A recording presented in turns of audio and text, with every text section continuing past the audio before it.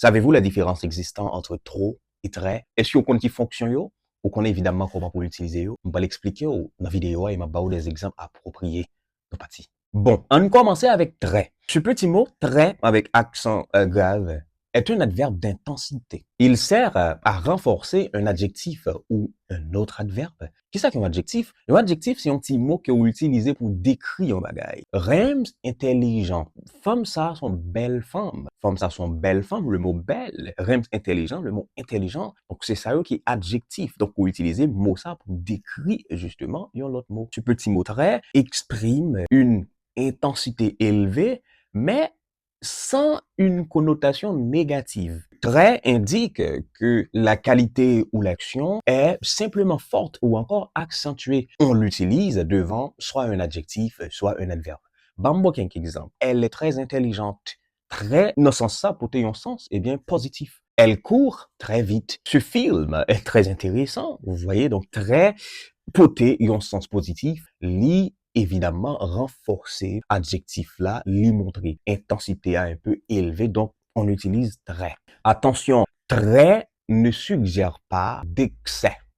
OK? Là, on dit très, pas bien excès. C'est juste un niveau élevé. C'est-à-dire, il n'est pas allé au-delà des sans besoins.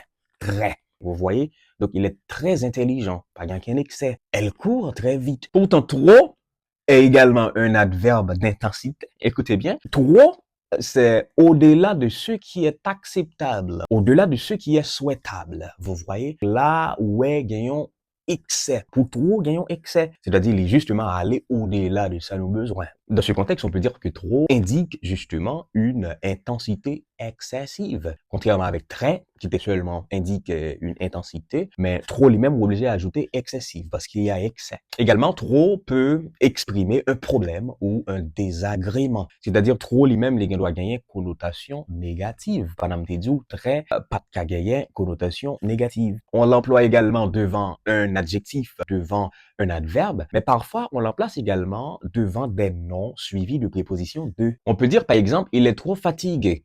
Excès. Elle parle trop vite. Ça a justement porté une connotation négative parce que elle parle vite comme ça, pas de monde qui comprend. Il y a trop de monde ici. Expression trop de. Pas qu'à dire il y a très de monde ici. Attention, trop a souvent une connotation négative ou encore problématique. Mais parfois, il a utilisé le tout de façon ironique. Ironique dans le sens où on me dit, man, ce gâteau est trop bon. Dans ce sens-là, les paillons excès négatifs, les paillons intensité qui portent une charge négative, là, c'est de façon ironique pour me dire, man, gâteau ça trop bon, man. En conclusion, mes soeurs, doit connaître, très avec trop de nature adverbe. Mais sens, c'est que, yo, c'est adverbe qui exprime une certaine intensité. Si très, une intensité positive, mais trop lui-même, c'est une intensité excessive qui souvent porter une si problématique ou encore une si négative. Il est très intelligent, positif, il est trop fatigué, ça qui peut être aussi négatif. C'était moi, Rems Forest, pour Amdiem.